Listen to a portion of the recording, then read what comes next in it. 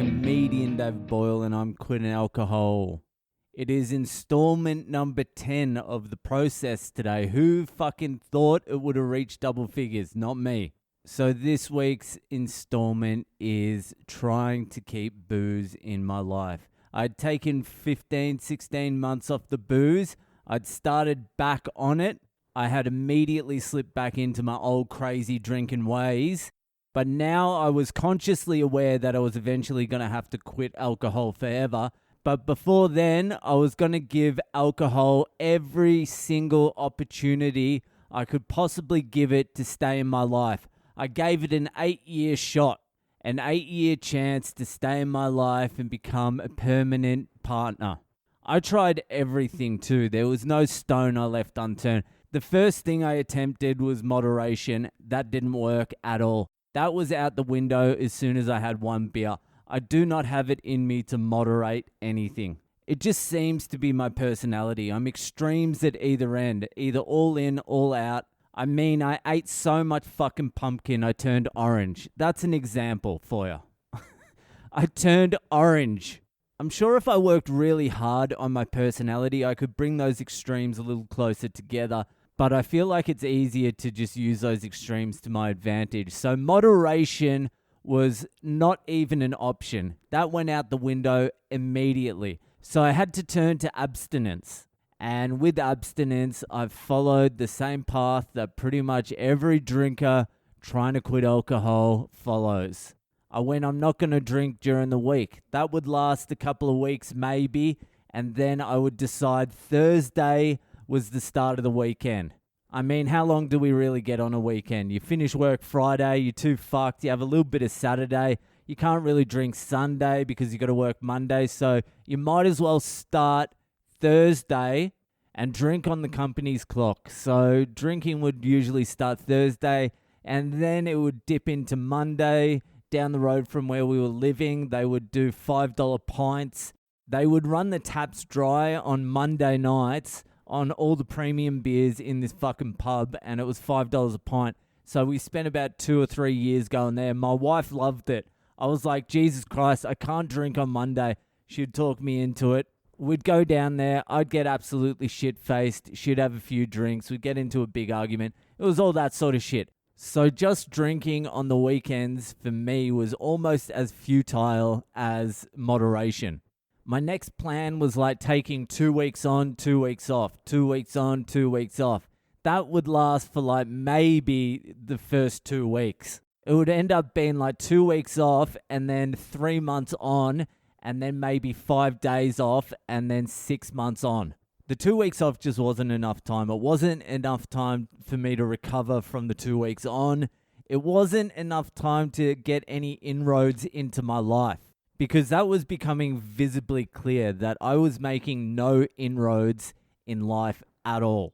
Me and my wife had moved down from Sydney to Melbourne. She got a job in Melbourne, and I wanted to do comedy in Melbourne as well. So it worked out nicely. So I decided I'm not going to get a job. I'm going to really focus on comedy, which became code word for I'm going to really start focusing on my drinking now. I'm going to really start focusing on drinking red wine out of a fucking paper bag with comedians in alleyways. So for the first couple of months we were in Melbourne, I didn't even look for a job. I was not open for business at all. And then we had decided to get married. And somehow my wife's parents agreed to let my wife marry me. And we needed some money because we were fucking broke at the time. So I decided to make the heroic gesture of becoming a waiter in a Sri Lankan restaurant 3 days a week. I will sacrifice anything for the family. So legitimately, besides getting married to my wife, my life was going nowhere. Comedy was going nowhere. I was a fucking waiter taking orders at a Sri Lankan restaurant. It was embarrassing, but it was going to get worse. We got back from the wedding and it was just a bender. The wedding was a bender. The honeymoon was a bender. Once we got back, we just put the foot to the floor. And then my wife's parents were putting pressure on us to have kids. And I'm like, I don't even want to fucking hear about it for another year. I don't want to fucking hear about it. And then there was more pressure coming from the parents, but I'd put my foot down. I'm like, I don't want to even speak about it for a year. We just got fucking married yesterday. So in the back of my mind, I knew I had to confront the kid thing at some point, but I was like, that's a year away. Let's make the most of this fucking year. So we did. We drank like fucking maniacs. I did nothing. Comedy was going nowhere. I quit my job because they wouldn't let me off on my wife's birthday or something like that. Who gives a shit?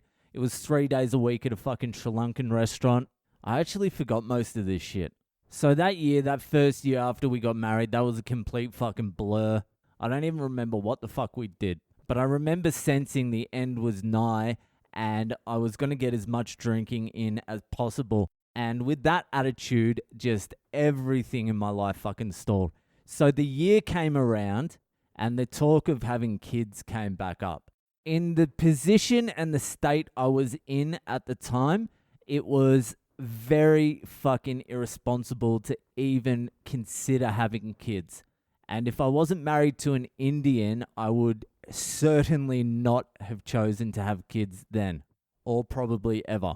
But I'd put it off for a long time. I think it was over a year, and then the pressure started coming in. And I didn't really know the process of having kids, like what you're meant to do or anything like that. I had no idea how fucking long it was going to take. I thought it was going to take probably a year. So I was like, all right, just let me stop drinking for a month and then we'll start trying. So that's what I did. I stopped drinking for a month and almost immediately, again, I could tell my life was getting better. Work wasn't driving me insane. At this point, I'd got a job at the bottom of a cancer hospital in Melbourne, being a barista and wearing a hat, a brown fucking hat. Like there was a uniform. I was an alcoholic stand-up comedian that was daylighting as a barista at a fucking cancer hospital in uniform, wearing a fucking brown hat.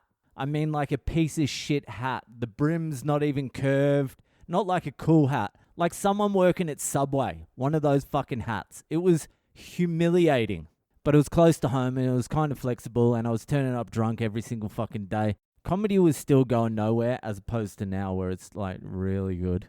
So anyway, I was sober for about a month and then we decided to try our first try at getting pregnant.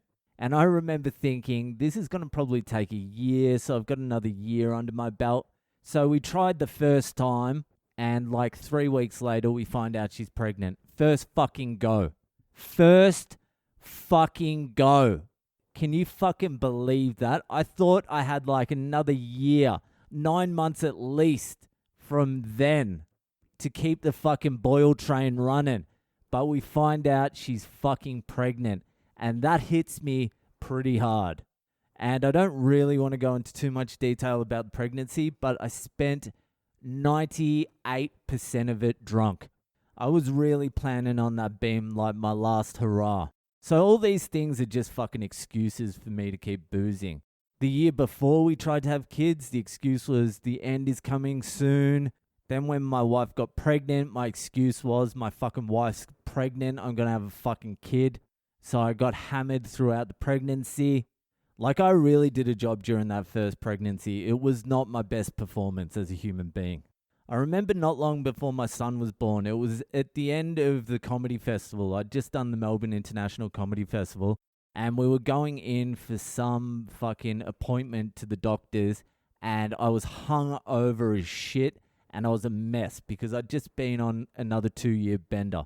And we were sitting in the doctor's office. And if my wife had asked me the question, what we're actually doing at the doctor's right now, or any question about anything about the pregnancy at all, what dates, what anything, I would not have been able to answer. And I was thinking that in the waiting room, I was like, I am a fucking mess. And I was bloated and I was feeling like shit. I was fucked. And then there was a weighing machine in the corner over there. So I stumbled over there and weighed myself and I was like 99.7 kilos or something. It was either 99.7 or 99.9 or something like that. I was almost 100 kilos and that really hit me. I'm like, I'm having a kid in like, I don't know actually how long. I didn't want to ask my wife how long. and I am almost in the worst condition of my fucking entire life.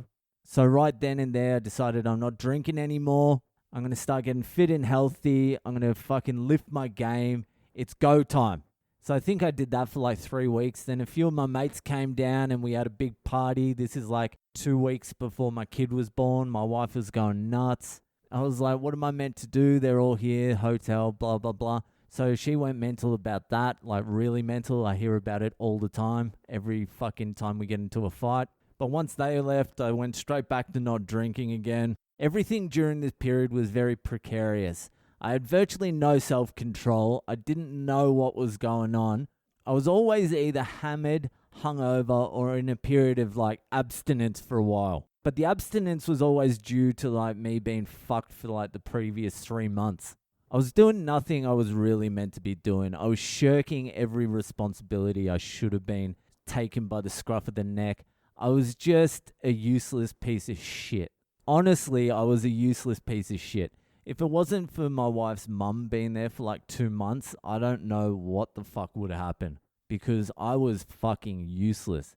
And I remember when my son was born, I remember thinking about the situation we were in now. We had saved not much money. We were virtually broke. We technically were broke. If we had paid all the credit cards off with our savings, we would have been broke. I was in my early 30s now working as a barista in a fucking brown hat at a cancer hospital. I was now a father. I had no prospects. Comedy was going nowhere. I hadn't been able to get on a sober run long enough for it to go anywhere. So that was going nowhere. I was going up on stage trashed 98% of the time. And I didn't give a fuck 100% of the time. I didn't care if I did good, bad, mediocre. I just didn't care. And I had only just got my driver's license 2 days before my son was born. To me, when my son was born, the situation I was in when I was looking around, to me, that felt like my absolute rock bottom in life. My rock bottom pretty much coincided with my son being born. That's where I was at. This is going to have to be a to be continued because I remembered a lot of shit that I'd completely forgotten. And there is quite a lot more of this little period of my life to go. So I'm going to stop it there. But this one, trying to keep booze in my life, will be continued again next week. So that's it for tonight. If you're enjoying the podcast, share it around with your friends. And I'll see you the fuck later.